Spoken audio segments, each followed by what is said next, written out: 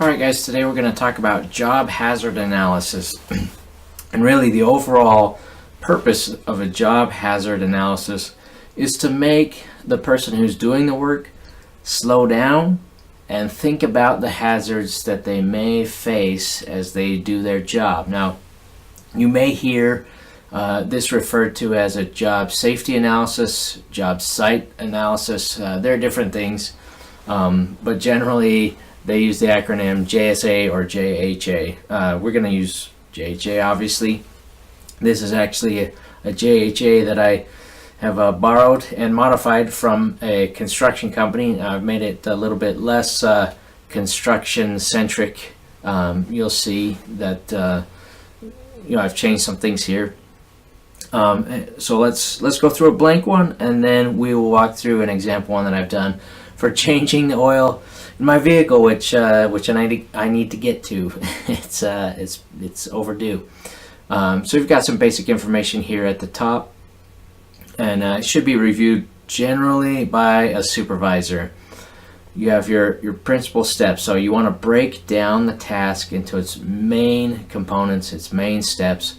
Think about the hazards for each of those steps, and then also think about recommended controls for preventing any sort of injury or illness or incident while doing the task. It also has space, and this is something I like from this one, has space for equipment and any inspection requirements for that equipment, as well as training requirements to use that equipment. Now, this equipment could be, it's usually something heavy, like a crane, a loader, but it could also be something lighter. So to use a ladder, someone should be properly trained to use a saw, table saw, skill saw, other type of saw. They should be trained. So there are lots of types of equipment that it could be large, but they don't necessarily have to be, that will require training. Now, generally, daily inspection is for larger equipment, but it could apply to some smaller equipment as well. And the other thing I liked about this JHA is on the second page, I had some examples to stimulate the person filling out the form and give them some ideas. So these lists are not exhaustive, and I've changed some of the things here to make it more relevant. But we have some common hazards here. Some from the original and some that I've added or tweaked a little bit. One thing that wasn't on there was noise. Noise is almost everywhere in any industry, and it's something that everyone should be thinking about.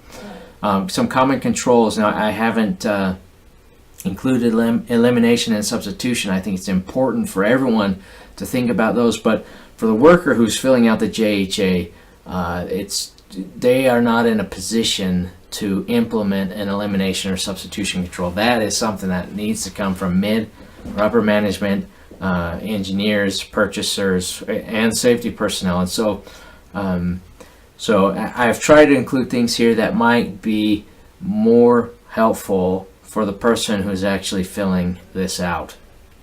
And then some administrative controls. You can see those, as well as some examples of PPE. Also some inspection and permit requirements depending on the type of task, as well as training requirements, again, depending on the task or what's being done.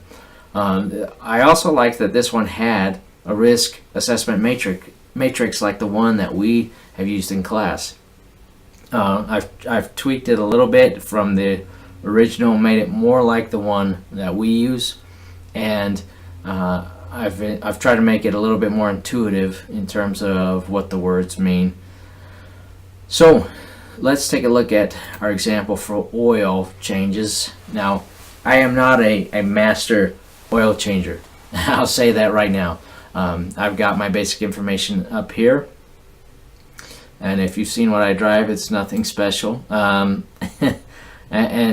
down here, I've tried to break down the task into its individual or course steps.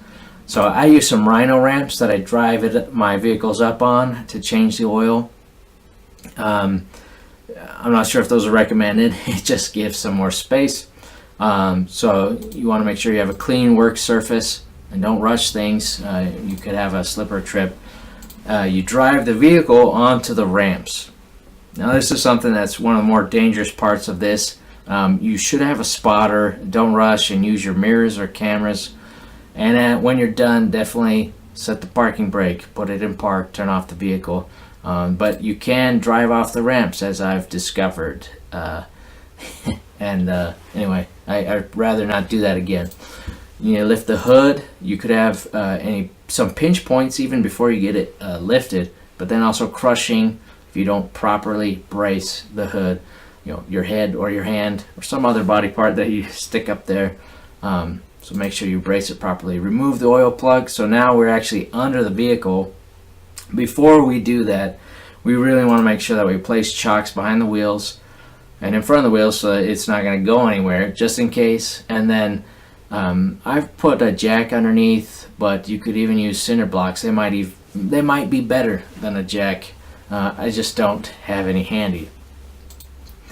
You also have, when you're turning a bolt or nut that's really tight and it suddenly gives, you get busted knuckles.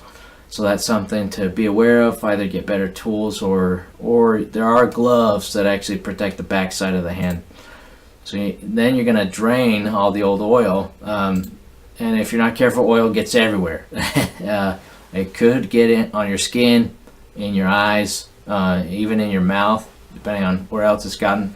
So you need to make sure you place that pan correctly, follow proper procedure.